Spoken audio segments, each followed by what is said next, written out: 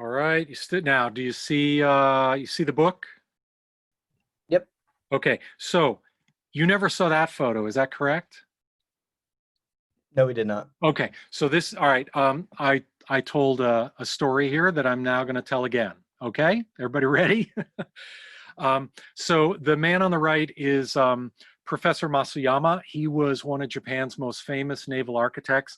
He sadly passed away a couple of years ago. He's a very good friend of mine.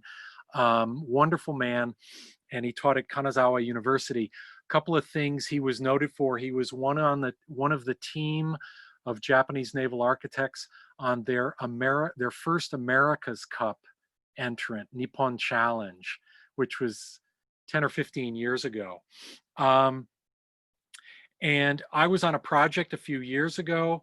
He also led a study of the sailing trials of one of those replica Japanese ships that I showed you a photo of.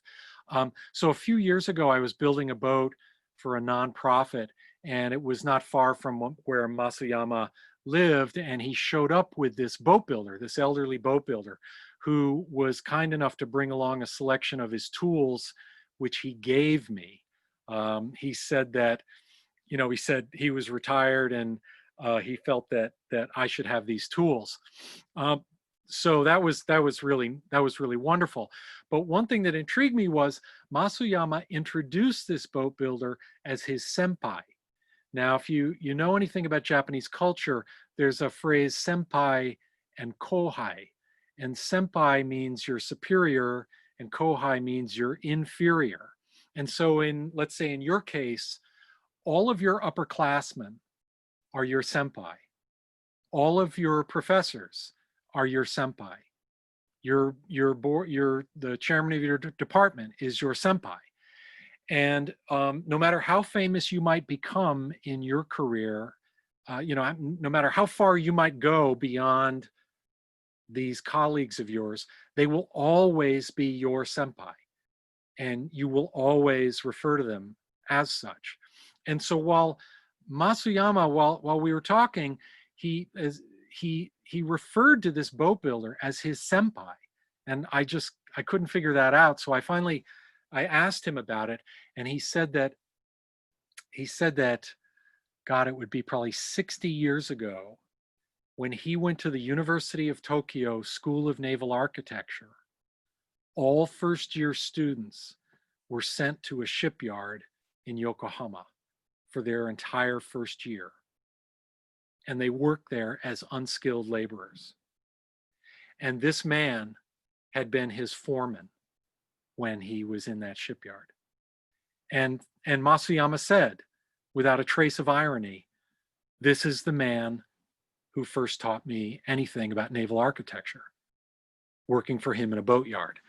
And I tell this story because it really points to what a strong traditional grounding there is, even today, really, in Japanese education, and certainly in Masuyama's time, this incredible respect for the hands-on skills of somebody like this boat builder, and the thought that nobody should start studying naval architecture in any kind of scientific way without some sort of physical grounding in boat building.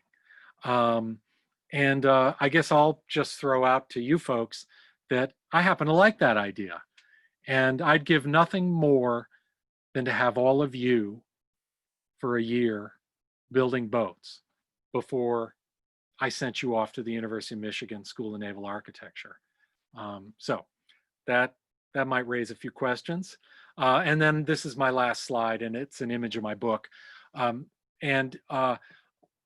How to buy this will be in the follow-up email I send.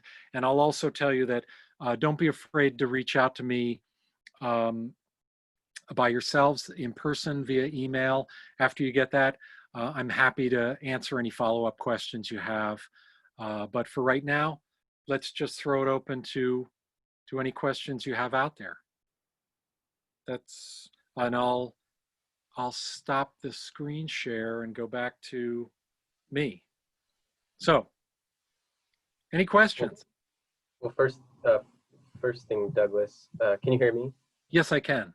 Okay. Thank you for your presentation. I found this really fascinating. Good. I've been to Japan, and I actually lived in Port Townsend for 3 years. Okay. And so I knew you had come to the Wooden Boat Show. Anyway, that's kind of the past. But I wanted to ask if uh, if after doing this work, if you've seen sort of maybe a resurgence in sort of the cultural interest in traditional wooden boat building in Japan. Yeah, there is. There is. And it's all across Japanese crafts. You know, actually, the nuclear disaster and the tsunami has done a lot in Japan to really kind of turn people off, particularly young people, to turn them off on the so-called promises of technology. It's like technology has let them down. You know, that's now a real question in Japan. And there are a lot of young people, as well as older people, kind of looking for maybe a back to the land focus in their lives. And yes, I have seen a real resurgence and interest in learning Japanese crafts across the board. And I'll send you some, I mean, I will have some links to some other crafts. What's the response in Japan? You've heard me talk a little bit about the apprentice system. And one of the tragedies is the craft will not be saved through the apprentice system. It's simply too inefficient. And as much as I admire it, it cannot sustain the craft. And what you're seeing in Japan is the import of a very Western model of craft schools.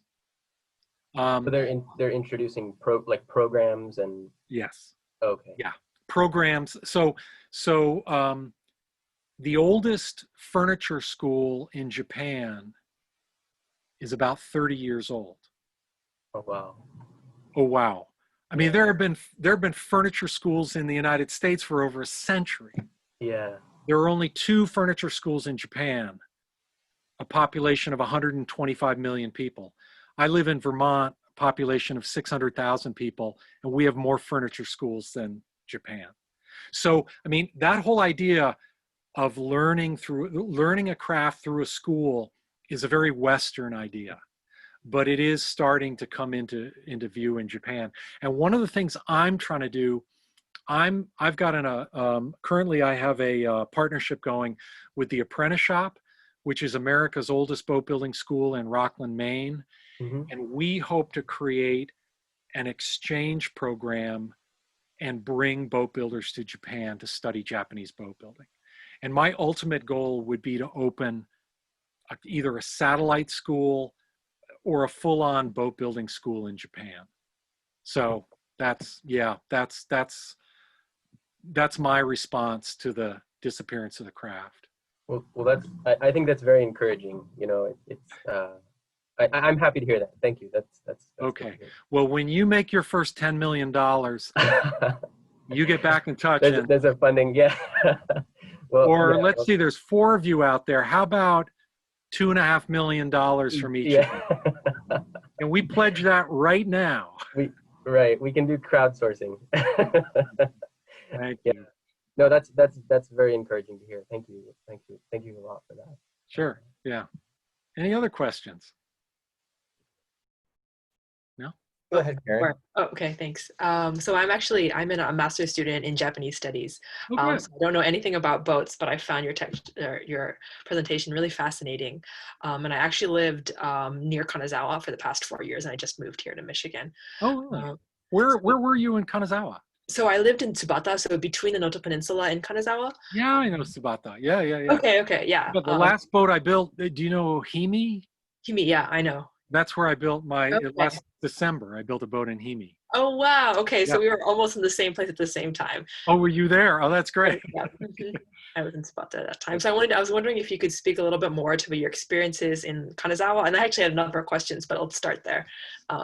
If you have anything else to add about that time. About being in, well. Or about the boat building culture in the Noto Peninsula and Kanazawa area. Yeah, well, I'll back up a little bit. And what I'll say is if you go to Japan and your name is? I'm Karen. Karen, nice to meet you. And I think Karen will back me up on this. There are really 2 Japans, urban and rural. And rural Japan, I mean, to me, rural Japan is like a completely different country.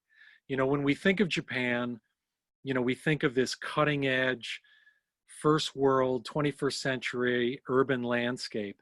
And most Japanese do live in an urban environment.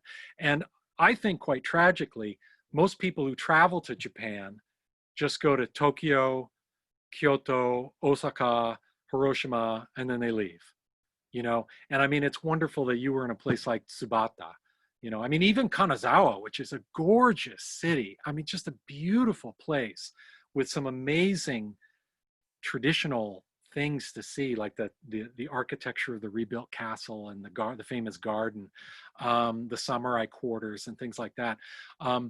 It's tragic to go to Japan and not get out in the countryside, because in the countryside you can find, you know, if you get deep enough in the countryside, you just find some amazing, like ancient feeling ways of life, you know, and villages that are performing ceremonies that have been going on for 1600 years, you know, or temples that are 800 years old or so on. And so I'm really grateful for my own research that it has mostly taken me to the countryside, because obviously the last gasp of wooden boat building in Japan took place out in the boonies. You know, the further you get from the city, the more apt the more apt you are to find traditional wooden boats. And where Karen lived is actually is called the back of Japan. She lived on the Japan Sea, and the phrase "the back of Japan" is actually a pejorative. It sort of indicates in Japan it's the most backward part of the country. It doesn't face the Pacific, which is where all the cities are, the major cities are. Doesn't face the Pacific Rim. And actually that makes it, in my view, one of the best parts of Japan to be. And the Noto Peninsula in particular, where Karen, you must have been living like right at the base of the peninsula. Yeah, the Noto Peninsula I mean, it's amazing. It's just like going back in time, some of the smaller villages up in the hills and along the coast there. And so the boats too also reflect some really ancient indigenous design styles in that part of Japan. So yeah, I can't say enough about it. Yeah, anyway. Also northern Japan, the tsunami zone where I built that one boat, Tohoku, that whole northern end of the main island is just a very ancient feeling place. Again, a place that, you know, urban people just shun, but absolutely, and one of the most beautiful parts of Japan, like Noto, you know, absolutely well worth visiting on every level, scenic level, cultural level, food level, everything you could name. Karen, why don't you share a story from, I mean, what were you doing there? So actually, I lived there. Yeah, I lived there for 4 years, and I did a variety of things. And the thing that most actually relates to your presentation today was I worked at a nonprofit that did environmental conservation work. Oh, wow. And part of that was on this lake side. There's a very big lake near in Tsubata, or like around Tsubata, the Kahokugata Lake. Wow. But part of it was conserving reed beds there. Oh, And we got actually a person from out of town, but who does reed boat building as part of an activity to raise awareness about the importance of conserving these reed beds. So we had a boat building, a reed boat building event one time where we like spent the whole day building reed boats. did he indicate that, like, was he the only guy in Japan doing that? Maybe he's like Ishikawa. His name is like Ishikawa something. Yeah, I've corresponded with him. Yeah. Okay, I was wondering if you knew about that, about him and that work as well. Yeah. Okay. Wow, that's amazing. Yes, I think his name is Jun Ishikawa. Sounds Yeah, right. I've corresponded with him. Yeah, yeah, yeah. Oh, that's funny. That's great. Yeah, Karen, you've definitely got to email me. I want to stay in touch with you. Okay. And so you're not in the School of Naval Architecture. I'm not. I'm doing Okay. Japanese studies and environment and sustainability. Okay. Okay. Well, great. Well, so this is good from a propaganda standpoint. So Karen can go pressure Japanese studies, and Ed can pressure naval architecture and see who brings me to Michigan first to teach a Japanese boat building. What do you say, guys? I bet you I could probably We'll do work it. on it. I've tried to get them to teach a submarine design course, but that I almost got You all don't the want that. signatures. You don't want submarine design. I mean, man, I'm trying to join the Navy here, Oh, okay. so that's a bit useful. But no, yeah, my dad's in the Navy, so I spent 3 years in Yokosuka when I was Oh, you in did? high school. Okay. So Interesting. yeah, I've only really been into urban parts of Japan, Yeah. so it's very different perspective. And when I was reading your book, it was sort of interesting to like see like this completely different side of Japan that I could never have possibly dreamed of. Exactly. Yeah. And most people would feel that way, like, what? There's a gang of guys building a replica wooden ship, or the boats. I mean, some of the boats are very ancient feeling. I met a man, he's long retired now, and by now he's probably passed away. But I met a man who was a commercial builder of dugout canoes. He was a professional boat builder. And in his working life, he took logs and hollowed them out and sold them to clients. I mean, and that's the magic of rural Japan. But anyway, yeah. Any other comments? Keep firing them away. So because you sort of touched briefly on this in your book, but maybe you can give more details, especially because I don't think anybody else here has read it. Can you talk about sort of the industries that feed into traditional boat building, like the tools, like what has happened to those? Yeah, so I mean, and that's when you look at the decline of a craft, what you also have to consider is that it can be it can both trigger and be caused by a decline in the crafts that support the craft, right? So tool makers, you see behind me, these are all Japanese hand planes. Actually, tool making is alive and well in Japan. And the reason for that is the West. That in the last 30 years, European and American and Australian, New Zealand woodworkers discovered Japanese tools. And when you go talk to some of the finest tool makers today in Japan, they'll tell you that half or 3/4 of their business is exporting their tools overseas to foreigners. And really, Americans and Europeans have single-handedly saved Japanese tool making. Now, having said that, I'm in my shop. I'm going to go, this may be a little cramped. This is one of those Japanese boat building saws. And as far as I know, there's nobody left building these because these were so specific. And so this tool making, we can say, has died out. However, I've shown these to Japanese saw makers who say, no big deal, I can make those.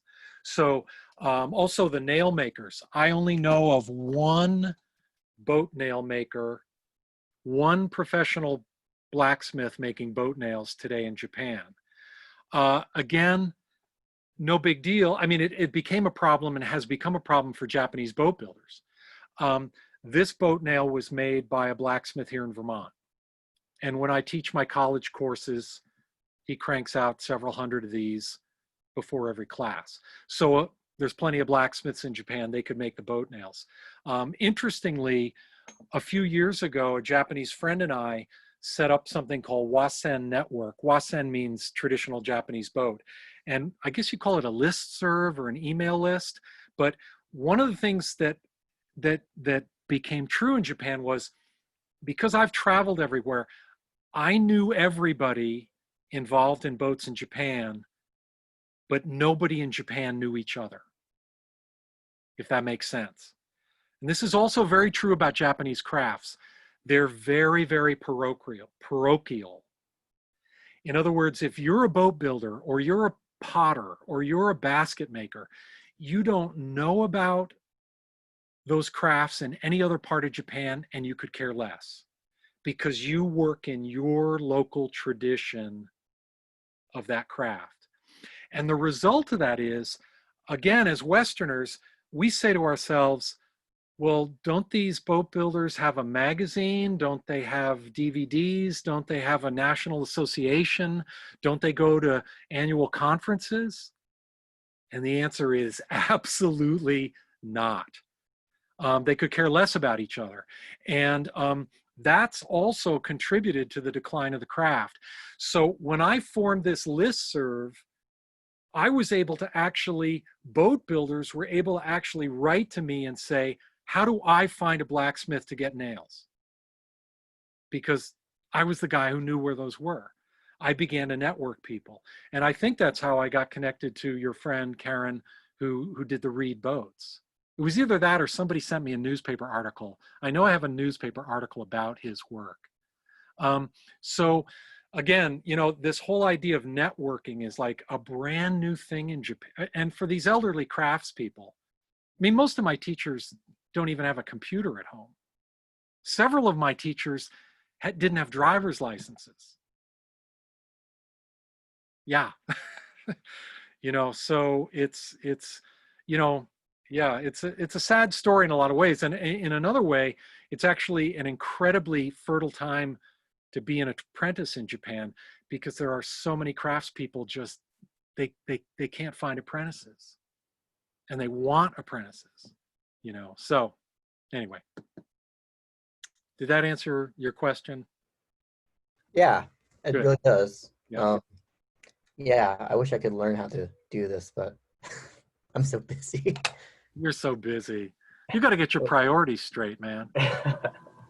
Well, Douglas, I do appreciate it, and you said something that resonates with me, which is kind of the lack of tradition in our modern naval architecture education. Yep. I proudly have fared a lines plan. Like I've worked with splines. Like I know what you're talking about. But yeah, there's a lack of tradition in our formal education in the United States. And so I want to talk maybe with Edward about this, but it would be really cool to get, like, this presentation brings that flavor in, but to get that flavor in some of the introductory, in some of the intro NavArch courses or something, like as a guest lecture. And I just think that's a really interesting concept and something that you should explore. Excuse my naivete, but they don't teach you lofting? Not in the traditional sense. So the unfortunate, I didn't do my undergraduate at Michigan. I can talk about the undergraduate program here if you want me to, Kyle. Okay, yeah. Because so the way that the Naval Architecture Department works here. Bear with us, Karen. We're gonna talk naval architecture for a minute. Yeah, so the way it works really is, so we learn how to use CAD softwares in order to create the hulls of a boat. So we learn, you know, the terminology of it, you know, stations, offsets, sort of how to do that. Yeah. And we learn, like, you know, swing into stations in order to, like, modify plans and all that, but it's all done using like AutoCAD or Rhino to create it. So we don't use, and a lot of our professors are Michigan alumni who graduated, got their PhDs and are teaching, and those talk about in the 90s they were doing, you know, the mechanical rulers and all that to do the lines plan still. Wow. But yeah. I think Webb Institute, which is another school of naval architecture, still does it, but it's died out at Michigan, really. Yeah. You gotta bring me out to teach a lofting workshop. Yeah, that would be awesome. And the one thing I'll say, I did my undergraduate at the University of New Orleans, which has a naval architecture program, and we did have to do a lines plan. Like, we had drafting tables. That was like the first year. You had to get through that before you could move on. Huh. So it's in that program. I think it just depends on the school, and what the focus is. You know, there's a lot of So yeah, we do a lines plan, but we do it through AutoCAD in our intro class. Eventually, the way you do it is you start out with the introduction to it, then you learn more of the detailed aspects of, you know, this is how you design an engine plant, this is how you design an electric plant, this is sort of hydrodynamics and how it impacts whole design, how the ship structure reacts to the ocean, how ships move in water, and then it culminates into a design report where you design a ship based off requirements and doing all these analysis you learned prior. But it's all online, and I mean, you learn the mathematics behind it, but Okay, I got to tell you guys a story which Karen will appreciate. Karen, this will be a trivia question for you. Did you ever travel up along the coastline of the Noto Peninsula? Like where like they make the salt, or Yeah. You went. So did you like go around the I don't peninsula? know if I've done the whole loop in one go, but I've been there a number of times. So Okay. Well, as you left Subata, and then the famous beach, right? What is that? yeah, Chirihama Beach. Yeah. Shirihama Beach. So kind of where that whole long, amazing beach finally meets the headlands. So you're getting really up into the peninsula. There's a little village there called Monzen Machi. I've heard of it. Oh man. So I met a boat builder in Monzen Machi. Now we're going to go back to the naval architects. And when I met him, I was chatting with him about his boat designs. And you know, he built this beautiful little fishing boat, and I'm actually planning on building one for myself because it's sort of, I've fallen in love with this one particular Japanese boat, and I'm going to make one for myself. I'm going to make his design. And so, as I told you, the basis for a Japanese boat is the bottom. And I was looking at his boats. The shop was right on the beach. The fishermen had their boats pulled up on the beach. And I noticed like no two boats were the same length. I was running around with the boats with my tape measure, and none of the two boats were the same length. And I'm thinking, what is this guy doing? You know, he has sort of no standard for what he builds. And when I chatted with him about it, I said, well, how do you get the length of your boat? And he said, the length of the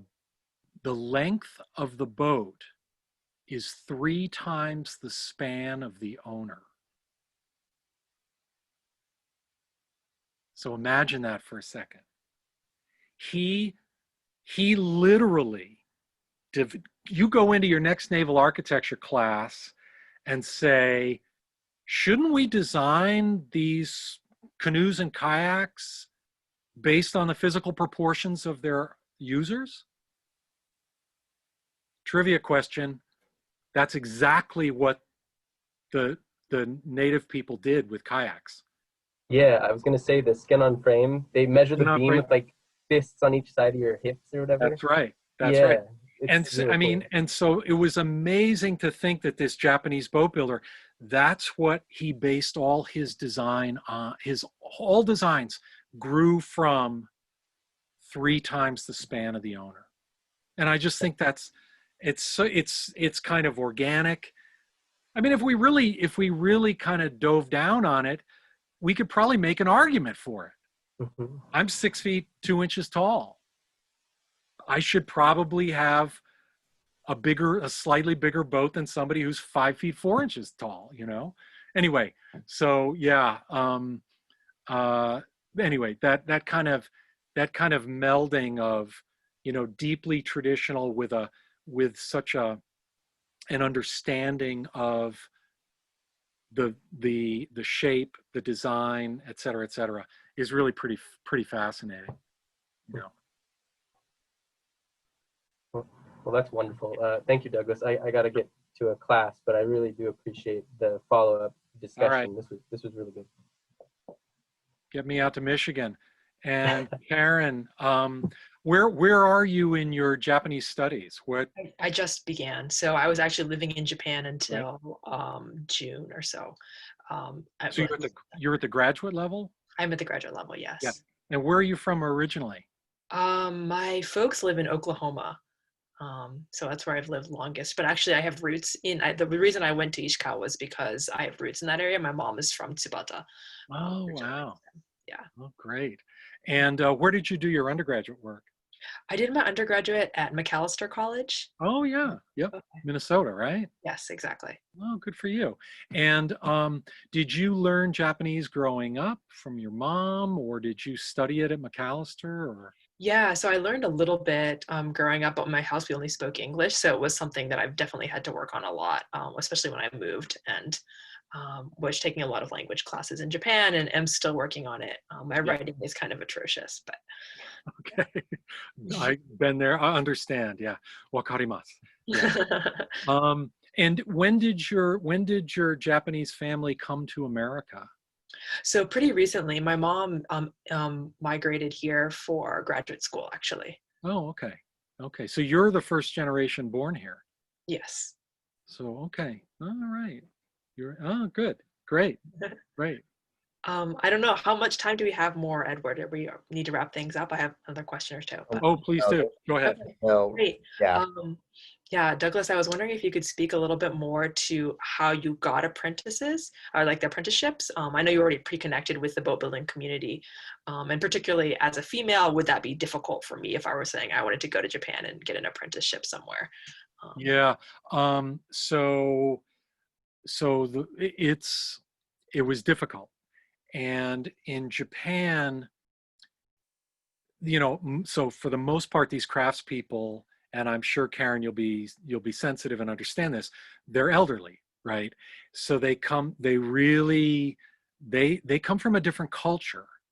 They're very different than their grandchildren. Um, uh, and it took a lot of perseverance to get these apprenticeships. I got them all in different ways. So my first one, it was only after visiting my teacher 3 times over the course of 4 years that he invited me to be his apprentice. My second teacher, an intermediary took me to introduce me to him, and he threw me out of his workshop. Threw me out. Didn't say a word to me. Just threw me out. And as we left, the person who took us there was Japanese. And as I remember, as we were walking down the sidewalk, I said to this man, Yamamoto-san, I said, "Wow, that went really badly." And Yamamoto said, "No, I think that went really well." And 2 years later, out of the blue, he called me and said, that boat builder called me and said, "I'm starting a boat. You're gonna be my apprentice." Okay. And so for the most part, and I think most Westerners who studied in Japan would echo this, you need to establish the relationship. And you are never, I mean, I defy you to show up the first day, meet someone, even if like you corresponded with them somehow or whatever, you might need an intermediary just to meet them. It's going to take repeated encounters with that person before they're going to take you on. And the reason for that is, I think I can safely say this. The reason for that is it's very simple. That craftsperson wants to know that you're serious. Okay? Because Japan has had a lot of foreigners come over and say, "Oh, I'm going to be a Zen master. Oh, I'm going to study judo. Oh, I'm going to, master Aikido." And there've been, it's particularly sort of in the hippie era, a lot of Westerners came in and took off, right? They didn't stick around. And there's a knowledge about that in Japan. And there's a very, very strong feeling, especially among these craftspeople, men and women, young and old, that no, I'm not going to bother to give what I know to someone who isn't going to meet me absolutely 100%. And so, yeah, for my apprenticeships, not in every single case, but in almost every case, I knew them for years and I made multiple visits to them. And in fact, one of the more amusing ones, frustrating ones, was the builder of the cormorant fishing boats, the guy who played the rhythm. I met him in 2003. And I on the spot, I introduced myself. I told him about my work. I recognized he was the last builder of cormorant fishing boats, these iconic boats. And I said, "Can I study with you?" And he said, "No." And out the door I went. I went to see him on average every 3 years. Anytime I was passing anywhere near him, I visited him. And every single time he said no. And he said no for 15 years. And then he said yes. And what's kind of interesting about it was the day I showed up to start my apprenticeship with him, a mutual friend who had helped put the project together, he knew about this story about Nasusan turning me down for 15 years. And he said, I have something to show you. And he handed me this magazine article. And the magazine article was 10 years old.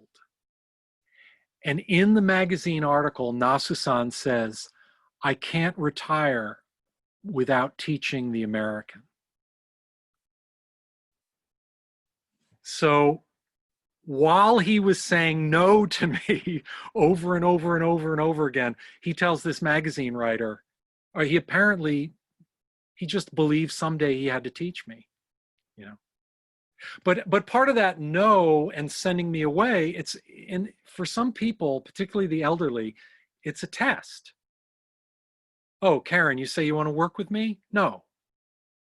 Let's see if Karen comes back. If Karen never comes back, I've got my answer. If Karen does come back, I also have my answer.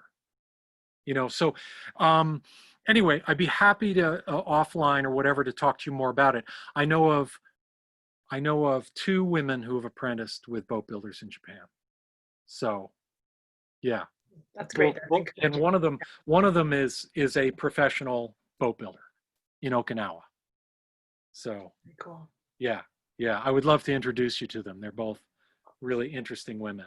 Cool. Thank you. Yeah. Yeah. So let's keep that conversation going. Sounds great. Yeah. Good. So I gave a very long-winded answer, shouting into my computer screen. You said you had a couple of questions. I think that's probably enough for now. I Okay. think I'll get your email from probably Edward. I think he sent me your website, so I'm sure I'll be in touch Good. as things continue. Great. I look forward to it. お世話になりました。こちらこそお世話になりました。All あ right. の Well, 上手です。I'm going to sign off here since I do Okay. have some assignments I have to get done today. So Okay. thank you so much. Thank you. All right. Bye-bye. Bye. All right, Edward, that just leaves you and me. No, Tommy Tunks is there. Yeah, I'm just the IT guy, so. And that's why you look like a barcode. Yes, it's my avatar. Jeez. Boy, we got to work on that. So I'm just for you, Edward. Just for you. Not for any big reason. I hope that went well, Edward. Oh, I think it went well. I mean, it's very difficult for people to make time nowadays. Yeah. I'll just show you what I'm working on in my shop. Oh, this is going to be cool. Oh, that looks so cool. Yeah. This is my COVID project. This had been sitting long unfinished until COVID. And COVID gave me a convenient excuse to finish it. So anyway, it's a St. Lawrence River. It's a St. Lawrence River skiff, a design from about 1900. So. Wow. Yeah, you can see pictures of that on my Instagram. So as far as the email thing, do you mind looking into that for me? And I can either send somebody at Michigan my post Zoom email, and then they can send it out to everybody. Yeah, that's no problem at all. We have an office manager in the department, and Lisa, you've talked to her, probably Lisa, and I'll just send I'll tell her to send you an email, and you guys can coordinate that. Okay, great. Okay, good. All right. Well, listen, I really appreciate your help, and yeah, I got to get to Michigan, and you guys are. I mean, it's criminal. Your education is full of holes.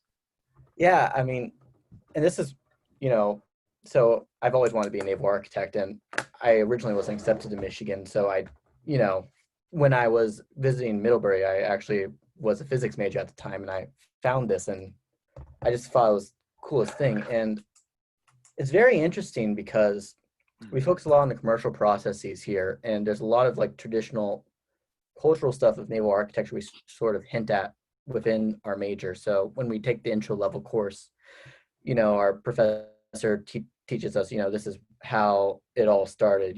This is the measurements came from, this is why we use the law this way or that way. But it's very Western in a Yeah. sense. We talk about from a European perspective. And even when we go into our hydro classes, we're talking about, this is how we came up with Froude's numbers and, various different things, tank testing and how that evolved. And it's very different than what you talk about really in your book. And I just always found this so fascinating, Yeah. especially because I lived in Japan for so long. Yeah. Yeah. Well, right. I mean, really, you have to remember that, like, all of that technology, you have to remember basically how recent all that is, right? That Yeah. 100 years ago or 200 years ago or 500 years ago, obviously none of that existed, but people designed workable, and really, I mean, people designed very complex shapes. How did they do it? So yeah, and it's interesting from an educational standpoint. Is there anything to be gained to know how to loft a boat, or know how to build a boat? That's the other thing. We keep separating. It used to be the boat builder and the designer and the architect were all the same person. Mm-hmm. And now we just keep further separating and slicing up those roles. And we know what's gained by that, but do we think about what we've lost by that? Yeah, and I think that's really interesting. So like I'm taking our undergraduate chair. He's a big in ship production. How do we produce ships at commercial shipyards? And it's a very interesting course. And he sort of talks about like, at the end of the day, you may be the guy designing the boat, but the person who's putting it together has just as much say about it. They have ownership of this.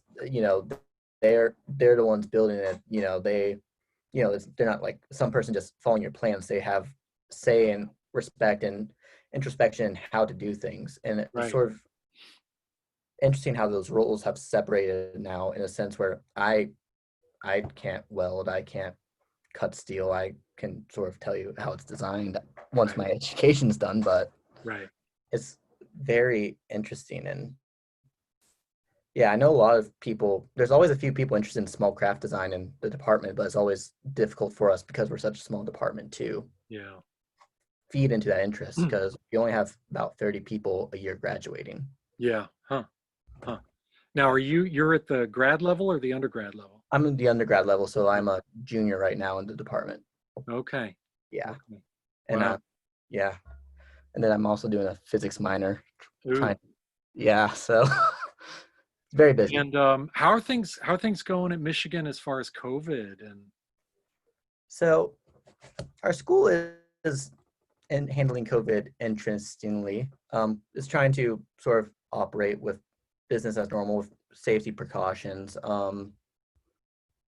Actually, one thing I think you might be interested in is that we do engineering design teams here. And so some students do get the chance to work on like smaller projects. So like I work on the human powered submarine team, and right now we're trying to figure out how to effectively mill and lathe our parts together to work on this underwater submarine and how to create our hull. And there's another team called Concrete Canoe who works on like building the ship out a concrete canoe. Yeah. So there's sort of that aspect of our education that is sort of being troubled right now by COVID. It's right, because you've got to yeah. Actually, I mean, my college classes, oh my God, I had at least a dozen colleges interested in my Japanese boat building class, and now we can't even talk about it, because so I get it, believe me. Yeah. But we'll hope for the best. Yeah, I mean, it's just a phase. The big thing here, and sort of the big irony here, I guess, is similar to how building these boats are dying out. We're worried about losing the skills, the next generation of our clubs losing the skills to build these things that we're doing. So, we had some trouble last year. So this was the year we're going to teach all the new people how to build a submarine hull out of fiberglass. But now none of them are able to get in and build it with us. So how do we pass that knowledge on to them once we're all gone and they have to do Yeah. it. Huh. So, Wow. And I guess Michigan's still playing football? yeah, they say nobody's going to be in the stands. I live about a quarter mile away from the stadium, so I'm just Yeah. going to be locked up on Saturdays, Sundays. Wow. It's Crazy. yeah. I mean, some of the things are very good. I mean, a lot of the classes are online, so I live here most of the time, but Hmm. I'm able to get out once a week, twice a week to one of my classes. Yeah. My And where are you from originally? so my dad's in the Navy, so Okay. And yep. grew up all around, but my family's originally from Michigan, Oh, outside of Detroit. oh, okay. Good. Great. Huh. Yeah. I mentioned this to the chair. I have a Japanese boat at the Japanese Garden in Grand Rapids. Mm, Yeah. So, yeah.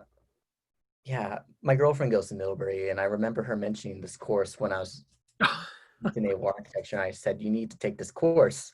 She's like, "I'm not interested in Japanese boat building." I'm like, "You don't get it.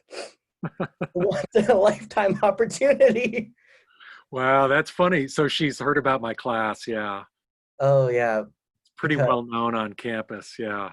yeah, I mean, because when I went to visit her, they I don't think they had the boat anymore in the library when I last visited, but I just Yeah. walked past it. It was Yeah. just I was just oogling it and just looking at how fair it was and just the simplicity of it versus Yeah. what I see in my classes. Right. Yeah. Actually, I showed a slide of that boat. Yeah, Yeah. Well, that's the boat in the water at the launching. Yeah. That's the one you saw in the library. yeah, Yeah. Oh, that's great. Oh, I'm glad to hear that. That's yeah. funny. So your girlfriend is what, a junior or a senior at? It'll be a senior. So I'm a junior in the naval architecture program here. I transferred from another college before I came Yeah. here, so I have to do a 5-year program. Yeah. Wow. Yeah. Wow. Well, yeah. Tell her to keep an eye out for me. Actually, you could ask her last year for that class, we made a tea house. We didn't build a Yeah, boat. yeah, she mentioned that tea house course. She Okay. had to, yeah, what was she doing? She had to do some elective for her class, Yeah. but she wanted to take it. And I was just like, Oh, too bad. Yeah, that course turned out well. We made the timber frame for a tea house. Yeah. yeah, It was fun. It was fun. Yeah, I don't know. Well, she's almost gone from Middlebury, and uh, I don't know when and if I'll teach another J term there. You know, Bates was great. We built 2 boats at Bates. mhm, I would definitely go back to Bates. That was a really great school to work for. Um, but like I say, a whole bunch of other schools are interested, so I might, hopefully try to go try another school with that, keep that class going. So yeah, I mean, it's definitely important, I mean, to keep this tradition going. I mean, it must be, I can't imagine how you would learn to do this without some class like that nowadays. yeah, yeah, Because I look at the drawings on it and I always like look at it, but I'm like, I have no understanding of wood building. I don't have any understanding of how to do it. I appreciate the drawings. I understand what they're showing, but right, yeah, it's just academic knowledge to me at this point. right. Well, okay. Hey, I really appreciate it. This was a lot of fun, Yeah, of course. and I hope you get good feedback and all that jazz. And I will look forward to sending a follow-up email. Okay. Thank you, Mr. Brooks. Have a nice Yeah, day. thank you. Mhm. Take care. Take Okay. care. Bye. Bye.